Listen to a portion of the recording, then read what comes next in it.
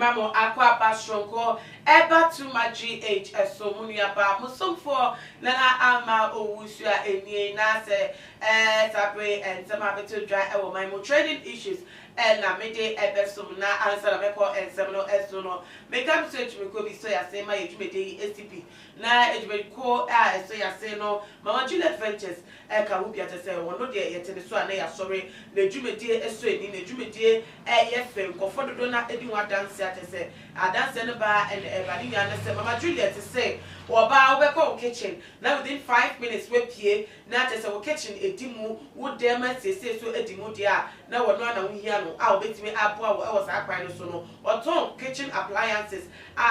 brands papa che edimu ane so eda from na bia busu no edema sese wo akade bia no mama Juliet to bi nti for the number no na frɛ no na ebiemu so no Shrenim say obey wo delivery edema on all pre-bia 24/7 all the days no where available nti bomodia na frɛ mama Juliet na me de eno esiwa na me sa aka follow master edema mo si bronya yi de we abaya dwo yi de a what we did would you akachi and fee control and account office na ebiem so affordability there ene ha wo biem say sikapa wo pay dia sha wo na tete holiday bia wo plan wo trip bia wo plan a wakechia okay kapo ma elso na wo hia kakra dia ka asoso no wo ma ye krado pass wo de sa abosia no ebe ma na wo so etimi I enjoy holidays we nti wo mo essay from na within 24 hours wo mo processing loan from na interest rate in there apart from cry e wo from boko ate se wo just ka no krapa wo posi yetete e dey fi waketiemu na ebiem so no true before so se wo mo advertise ma dan no ye fe dan di mo dan no ewura eja possible nti ma wo mo emba wo dan so emfa ma from na baro na from wo tapa so na te se wo dan no wo mo timi emba so emfa emma na ene day and sema ya beto dwa e we ni eche se NDC Amanyoko National Democratic Congress Franka 24 that no Ewura your former president John Dramani Mahama wo ede wo coalition wo party no aye efa abato ekoso on the 7th of December 2020 I want to so no wo aye ede abeto abonte so na wo ede to dwa kire de tia de bia da efida mame Jane Mensa EC boss ba abonte declaration say NPP and afa ba no wo mo de o man dia tum ne be se ne wo mo na so anyi tum no wo mo ede no abeto abonte na ate se wo mo coalition emunia no mo kire se enkurindie no ewo omo afa wo mo na du nkurimi bia kire ewo wo mo coalition to ma ye se aba no wo ma fa ate se wo mo lead extremely a bibie ni wa kire se NPP and the winner send mami Jane Mensa edi etudano no wo mo edi easy the result I would ever tudano edi to two wo mo de na wo mo so enya ye na just say o to say vast difference party ebi ewo mu epa la wo mo coalition no am de tudano say na wo hwe ewo enfoni no wo hwe de wo mo de red atronia na wo mo kire say na easy mistake ewo at this wo mo correct one no no na do mo di blue no so actually say no de wo mo di easy ya adwe ewo ho blue ni nia no the easy edit to about no sa pepe so no wo mo so enya ye ewo wo mo coalition emu ne bisafo emia wo mo ni easy adwe ebi any voter region wo mo result no utimi so wo mo di blue na tro entete say wo mo ni easy no adwe na ebi ebusu no upper west na west ahafo region bisafo na ebi ebusu no central region abano wo mo ni NPP wo mo adia wo mo etimi na no ne de wo mo ni isi ya adwen wo mo se no anokwasem se sa pepepe na abano wo mo enya wo ho no na wo mo de ne de yede ema wo mo ne de wo mo ni isi anya adwen wo central region wo sa ebi ebusu no north east North East so woman the blue and a choy say woman is ya pepe and a bano esifako and sasso pepe and the woman woman and pink sheet so and so coalition so na ebioso savannah and a bono and a ot region yano woman isino aje ewo abano esusu ebeto abontino na di niamu no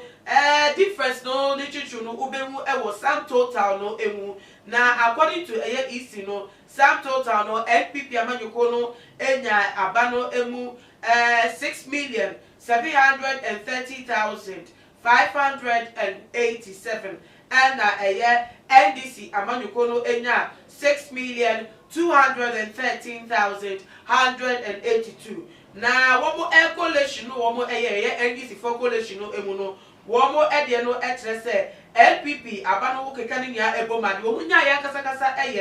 5,972,887 and womo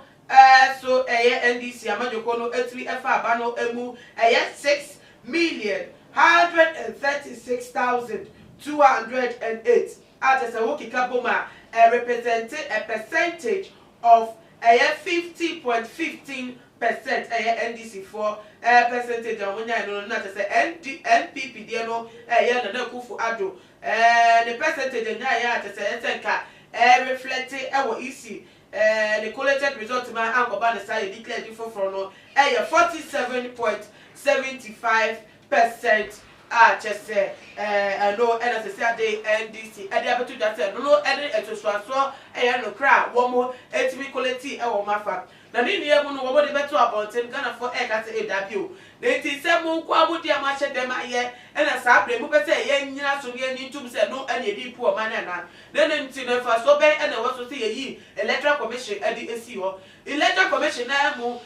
wo ye mfom so no wo ba abonten be pe mu ka say wo ye mfom so e mo aye no corrections e ba te sesi ano e ti asa ye djuma na ti wo di a wo hye dem e ye wo be say ye di ntuma na NPP for so di wo mu di o mu so mu e tena se a wo kwa mu so wo mu ti ye beto abonten no mu so mu ka so mu de na e wo mu a let's say ano any confusion any basa ye any to say adwuma entry nipa and a mode pa wo man mu ana nti se na eye ensem no Africa cornerstone na no se mu nya mu honti ase na mu de we beto abonten nti bi safia because already na emra na ma iti no kwa se otumi declaration echi no ensem no nya ate koda na is not be declaration dia na enti mu nti mu wase na te sa adwe no nya ba ko ewo butima na we die mu amuhu ni say yesisi mu no we die Ghana for ebi adwen o mo kire no say mu hu ni say emra ewo man mu na te say emra mu bu na emra mu say emra nti eye adwuma dia ene mu fa ngo be bia emra no betimi aka na atretere aye adwuma mam na te say mu koso na mu to so e de nyama bi say e ba bonti a na te say nipa ene be basa ewo man no yeso say say edru be bia yedru no enkoso e de epe e de ama wo man no ebi so ebo nsem e de ama eye NDC say wo ma ya de pa na te say abani mu no wo mo ebie mani fi wo mani e hye mu eye te say enyanya abani nia mu bia te say wo metimi atra sisi abe collation at say no so metimi de nya esusu aso a wo metimi e de counter easy de no nti se wo mo nyina so sa de na ebepoa nti anamo bia esese wo mo entu na wo mo esta no mateki se wo mo nyina e ma yesisi wo mo no womo ebe timi e dia put it out there na to say atentira ye djuma mo no womo ntu sa anamo no efita bri na to say kronosem bi e koso e wo abani mu no ye timi pepe fio na to say Ghana ye si adade mu na ye fa no kre ene ye atentira enbu o my native for the abeto da eno no NDC for so e wo mu coalition abeto da na nti wo so atwenche e fa ho no se se ade wuju o mu e de no etuma na se the EC the two die ma Jane Mensa the two die declare say na kufu ado no afa ba na wo so edi two mu dia now they assume in comment section na bi so apo dia share video way on all the social media platform na bi so follow yen we Instagram and your Twitter handle @2magh_ Facebook @2magh midi edena na amba o so na me aduma e be sai edi shabi makram mede de Isaac Odwampo obetumi afem the great ampo mbrembren wonu me kam woni ehwe too much G8 mu ye too much na me so me ye amo fire